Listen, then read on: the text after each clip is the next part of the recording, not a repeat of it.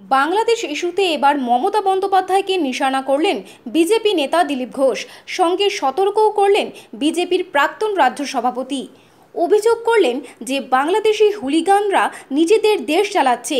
তারাই ২১-এর বিধানসভা নির্বাচনের পর রাজ্যে বিজেপি নেতা কর্মীদের ওপর হামলা করেছিল।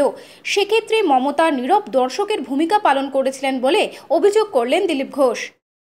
বাংলাদেশে যখন এরকম কোনো গন্ডগোল হয় কেউ কন্ট্রোল করার চেষ্টা করে না, হুলিগানদের হাতে চলে যায়।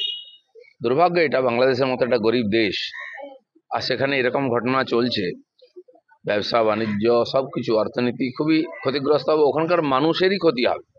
আমি জানি না ওখানকার লোকেরা এসব ভাবে কিনা। আর যারা স্বৈরতন্ত্রের কথা বলছেন, পাকিস্তানের স্বৈরতন্ত্র কম আছে? পাকিস্তানের নির্বাচন হলো গত বছর, যে পার্টি সবচেয়ে বেশি সিট পেয়েছে সে পার্টির নেতা এখন জেলে আছেন, ইমরান খান। সরকারে কারা বসে আছে যারা মেজরিটি পায়নি। আমার মনে হয় কোনো ইসলামিক দেশে বোধহয় গণতন্ত্র সফল হয় না, সেটা তার প্রমাণ।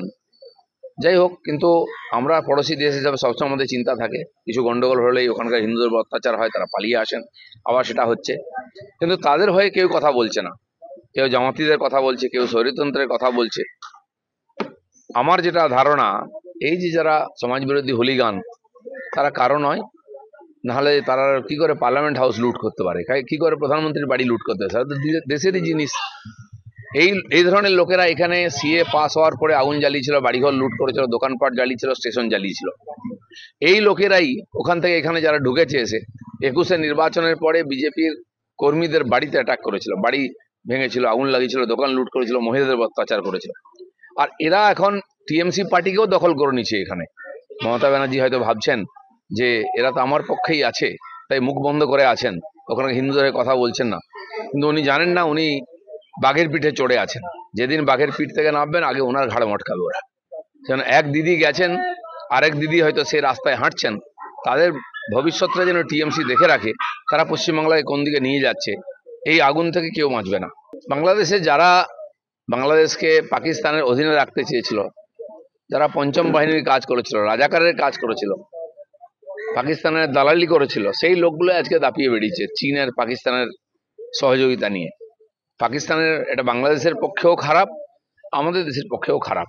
সেই জন্য বিশ্ব জনমত যারা দাদাগিরি করেন, যারা বহুদিন বাংলাদেশের নিজের পা শক্ত করার চেষ্টা করেছিলেন, বড় বড় দেশ সেই দেশটাকে লুট করার জন্য, তাদের হয়তো কিছু যাবে আসবে না।